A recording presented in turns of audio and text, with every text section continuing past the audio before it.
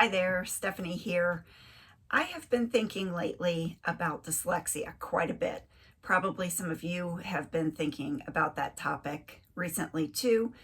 We are in October, which is Dyslexia Awareness Month. And my thoughts about dyslexia are deepening, they are shifting. I'm being challenged in many ways with the conversations that I'm in and what I've been reading. And you might have a similar kind of feeling that maybe dyslexia seems mysterious to you. Maybe in the past you've been told that's something that teachers shouldn't have anything to do with. Maybe your school district has told you never say the word dyslexia to a parent. It's not something that schools diagnose, which is not true actually. But maybe your thoughts about dyslexia are shifting as well. It's a very complex topic. It deserves our time and attention. We should be thinking deeply about it, doing the best we can to support students who are identified with dyslexia. But I think there's also sort of a common ground, something that we can get comfortable with, and that is the instruction. And so I want to just talk a little bit today, not about the fine-tuned diagnosis of dyslexia, but what can we do for all students, including those students who have reading disabilities such as dyslexia, that will support them in the classroom? So how can we focus our time in instruction in a way that benefits all students? So I want to just talk briefly through each of the 5 essential early literacy skills and maybe give you some things to think about in terms of growing your practice in the classroom from what we would think of and see as typical literacy instruction to a more structured, explicit approach to teaching reading.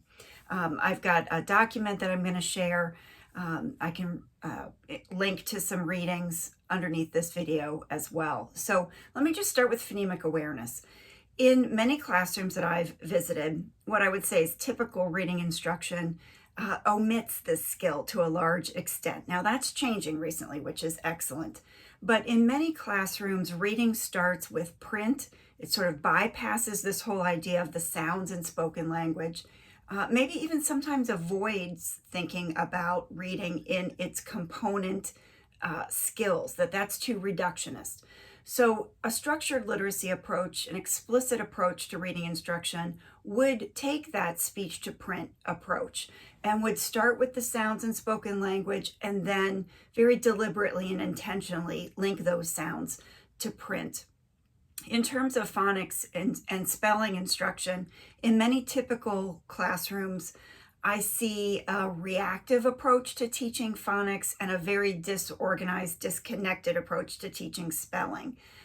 In many classrooms, the phonics instruction is initiated by the mistakes that children make when they're reading. So there's small group instruction, students are in text is the starting place, and as they make mistakes, then there might be a mini lesson that is initiated to correct those mistakes, which is really the opposite of what we want to do, what you would see in a structured, explicit approach to phonics instruction, where the instruction is carefully sequenced from easier to harder or simple to complex, where students are building the automaticity of word recognition, not just in words in isolation, but eventually into decodable text.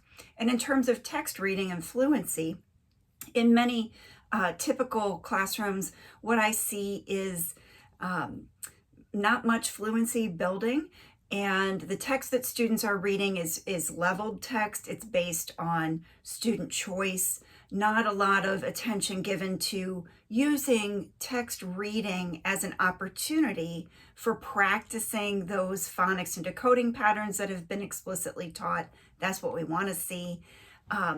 Too much time spent sometimes with teachers reading aloud from that leveled text. So what would be preferred in a structured literacy approach would be for students to be using text as an opportunity for practice, to move from accuracy with word recognition to automaticity, and eventually a chance for text to be a way to build vocabulary, to increase their reading comprehension skills, and to gain background knowledge obviously.